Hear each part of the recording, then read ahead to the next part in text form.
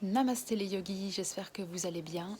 Une petite séance, un flow, mais tranquille, fluide, qui est très bien adapté pour les périodes de pleine lune, pour les phases lunaires. Vous avez juste besoin d'un endroit calme, tranquille, et soyez juste prêt à de l'introspection, de l'intériorité, de la douceur, de la féminité aussi. Et n'oubliez pas de vous faire du bien. Je vous souhaite une belle pratique.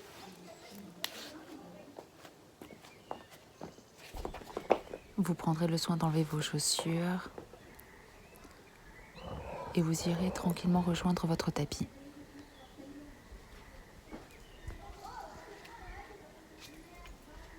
Sur les genoux, vous prendrez Vajrasana, soit les fessiers sur les talons, ou bien, si c'est à votre portée, vous séparez les talons pour y installer les fessiers.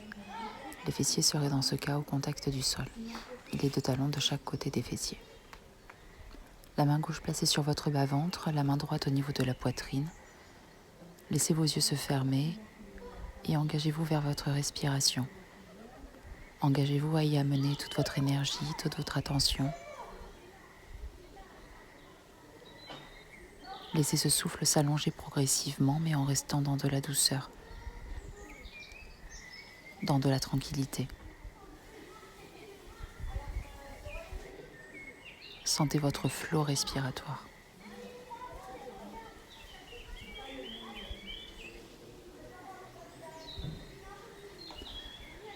Venez ensuite vous installer à quatre pattes en quadrupédie et commencez à faire des cercles avec votre bassin. Vous inspirez le dos creux en basculant les hanches vers la gauche.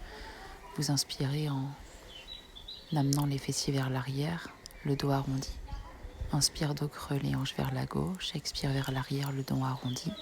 3 fois, puis ensuite 3 fois dans le sens inverse.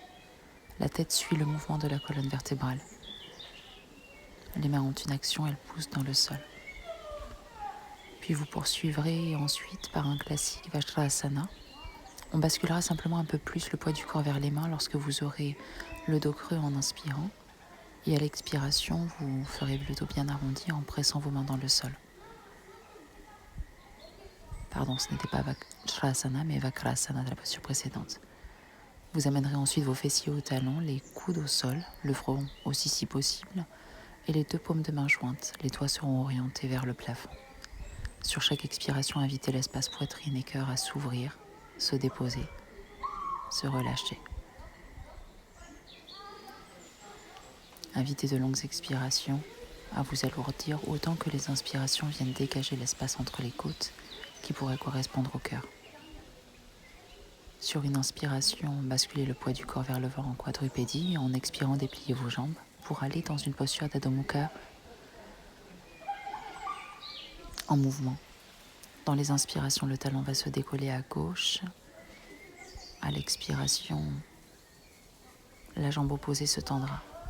Plusieurs fois en mobilité, un genou fléchi, un talon se décolle, puis une jambe tendue et un talon qui presse dans le sol. Toujours sur des respirations bien longues. En inspirant, vous amènerez le pied gauche à l'extérieur de la main gauche, les orteils du pied gauche orientés vers l'extérieur. Paume de main gauche sur vos lombaires, la main droite pressera dans le sol. À chaque inspiration, invitez l'espace du cœur à une expansion, une ouverture. Dans vos expirations, plantez bien tous vos appuis dans le sol, dans un gage d'enracinement. Sur une expiration, ramenez la main gauche au sol et revenez dans Adho Mukha. En mouvement, comme un mouvement de pédalier si tu préfères. Où les hanches peuvent aussi se balancer légèrement. Sur une prochaine inspiration, c'est le pied droit qui sera avancé vers l'avant à l'extérieur de la main droite. Toujours les orteils vers l'extérieur, la paume de main droite sur les lombaires, l'ouverture de l'épaule droite, grâce à une main gauche qui s'enracine sur chaque inspiration et qui donne tout le flanc droit dans une ouverture, une volonté à regarder vers l'espace du plafond ou du ciel. Expire, amène la main droite au sol et reviens dans Adho Mukha, la tête bien relâchée. Adho Mukha en mouvement toujours si ça a du sens pour toi. Si tu préfères le faire en statique, sens-toi libre.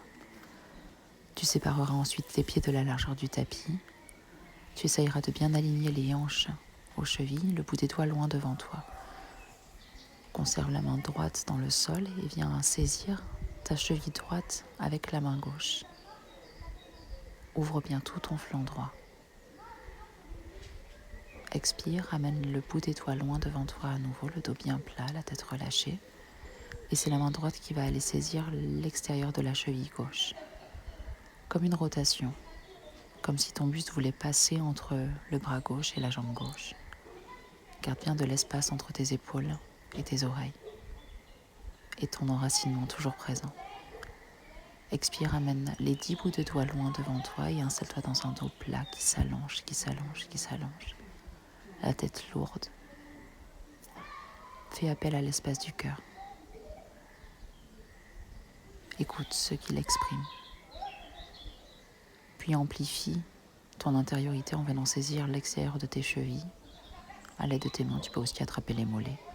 La tête bien relâchée, invite sur chaque expiration les jambes à plus de longueur et le buste à s'infiltrer progressivement entre les cuisses. Toujours les épaules bien éloignées des oreilles et les hanches alignées aux chevilles, sur de longues respirations.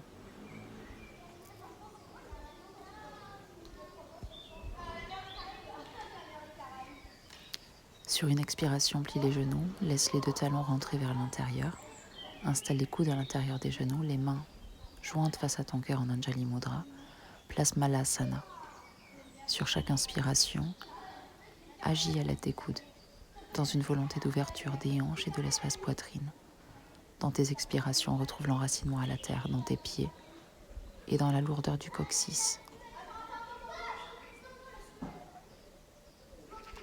Tranquillement, viens déposer tes fessiers dans le sol, déplie les jambes devant toi et viens passer le pied gauche par-dessus le genou droit. Monte le bras gauche vers le plafond sur une inspiration, entrelace ton genou gauche à l'aide du bras droit et viens dans cette Ardha Matsyendrasana. Sur le bout des doigts de la main gauche, tu pousseras dans le sol sur chaque inspiration et à l'expiration, tu proposeras un peu plus de rencontre entre l'abdomen et l'intérieur de la cuisse gauche.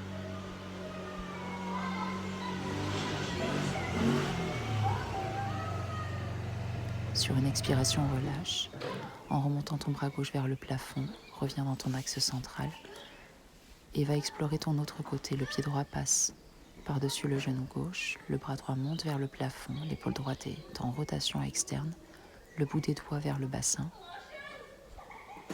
Essaye ici aussi d'accueillir tes asymétries. On en a tous. Et donne bien sûr encore plus de bienveillance au côté qui te propose le plus de résistance.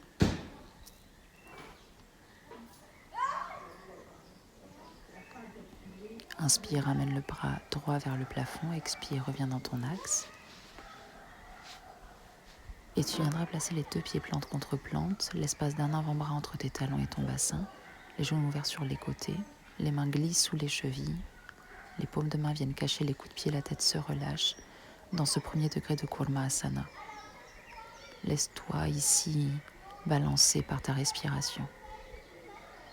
Minimise tes actions, apprécie simplement d'être, de ressentir, d'accueillir ton son intérieur.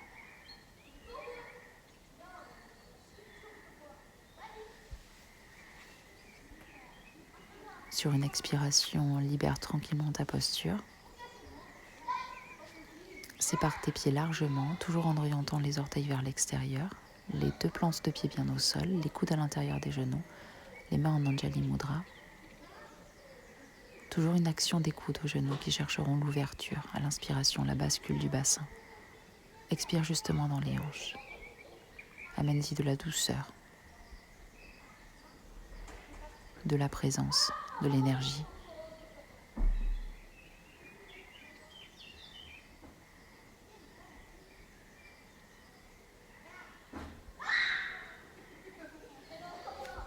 Libère l'asana, déplie la jambe droite sur le côté, viens plier la jambe gauche, le talon vers le pubis, la plante du pied collée à la cuisse droite.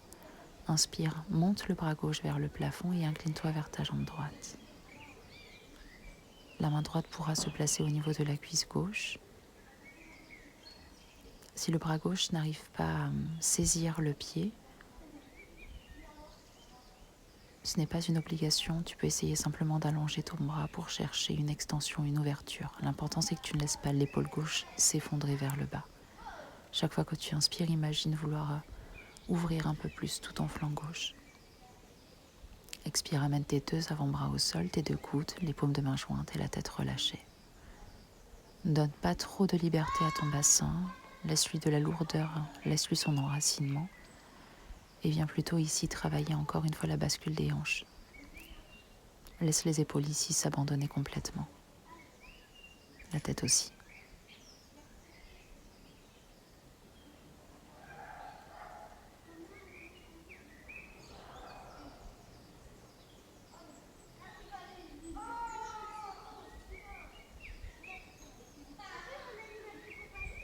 Repousse délicatement le sol pour dérouler la colonne. Ouvre la jambe gauche sur le côté, plie la jambe droite pour aller explorer le second côté. Le bras droit monte vers le plafond et expire, incline-toi vers la gauche.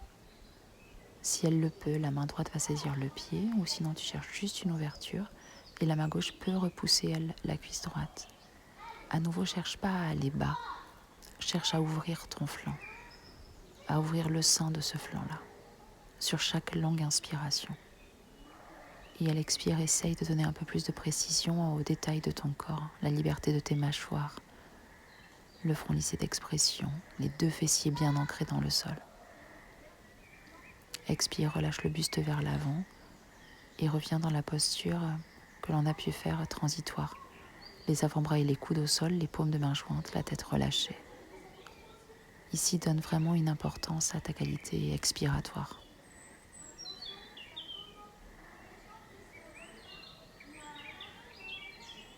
Qu'est-ce que le bassin exprime? Qu'est-ce que cet espace désire? Qu'est-ce que ça vient réveiller? Quel sentiment, quelle sensation? Laisse tout couler en toi, mais note. Repousse délicatement le sol sur une inspiration et libère l'asana.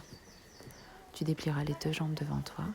Tu pourras soit saisir les chevilles ou les mollets par l'extérieur, ou bien crocheter tes gros orteils. Pour cette Urdhva Paschimottanasana, sur une inspiration, déplie les jambes, essaye de bien garder l'ouverture de l'espace thoracique, les épaules basses, les coudes légèrement ouverts sur les côtés. Dans les expirations, propose aux jambes de se déplier un peu plus. Serre la sangle abdominale, contracte bien le périnée et fais remonter tout le plancher pelvien quand tu expires. Les épaules basses, le regard relevé vers le haut.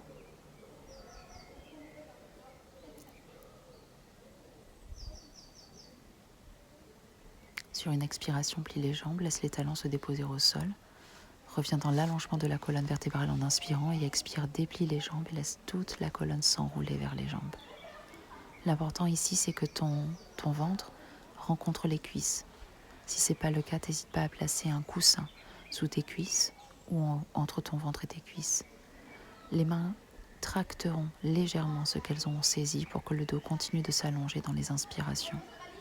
Et à l'expiration, un peu plus de lâcher prise, de lourdeur, d'abandon, de recueillement vers toi.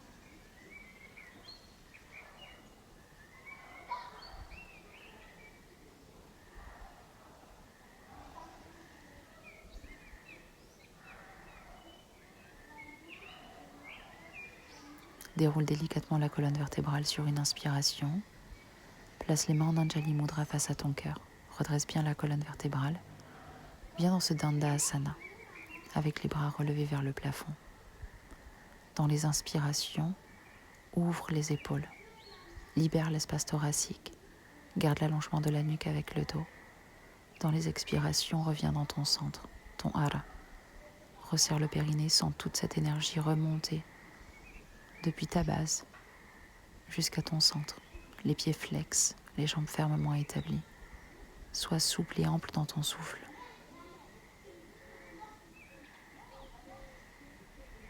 Expire, amène les mains jointes vers le cœur, libère l'asana. Pose les mains au sol, plie les genoux et viens arrondir la colonne vertébrale au sol pour t'allonger.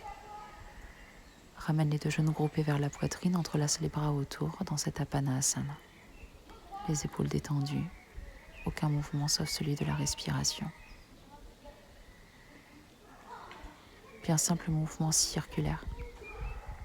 Place un rond avec tes 2 genoux joints.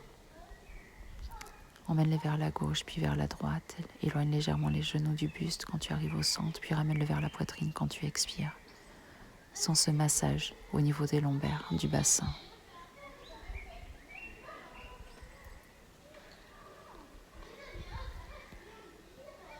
Reviens dans une forme immobile d'Apanasana, puis invite le pied gauche à se déposer au sol.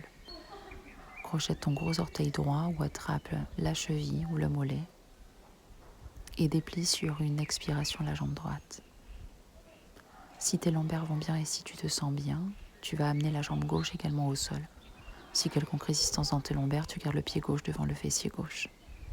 Chaque fois que tu expires, baisse bien les épaules, garde les 2 omoplates dans le sol. Alourdis-toi. Donne de l'ouverture à l'arrière de tes jambes. Surtout la droite. Une légère traction de ta main aussi sur cet endroit pour amplifier si tu le souhaites. L'asana.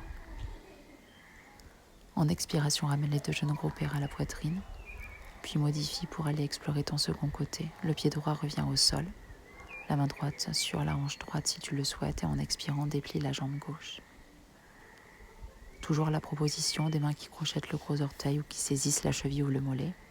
Et si seulement tu le sens, tu déplies la jambe droite au sol. Chaque fois que tu expires, essaye juste d'améliorer l'endroit où tu es, ce que tu ressens, ce que tu places.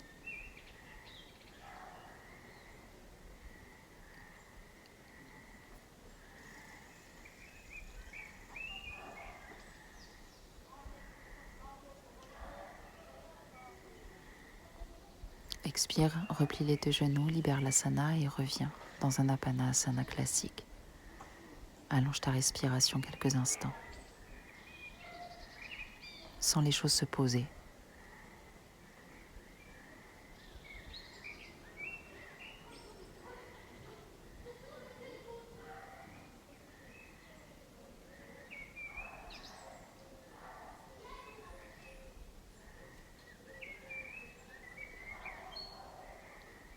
Amène du relâchement sur tous les traits de ton visage, sur tes orteils. Libère l'asana. Place les pieds au sol, ouvre les genoux sur les côtés et les pieds plante contre plante. La main gauche sur l'espace du cœur, la main droite sur le bas-ventre. Laisse la posture venir à toi. Essaye de devenir la posture et non plus de la faire. Et sois simplement en connexion avec ta respiration et avec tout ce qu'il se passe en toi.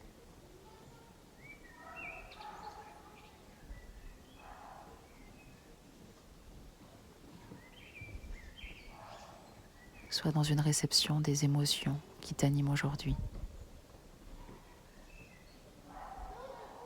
Sur chaque expiration, tranquillise-toi. Dis-toi que tout est à sa place.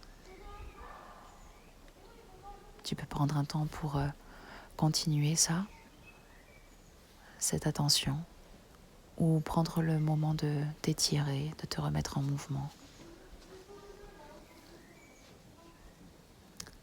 Tu placeras les mains jointes face à ton cœur, même si tu es au sol, et accorde-toi un temps de gratitude.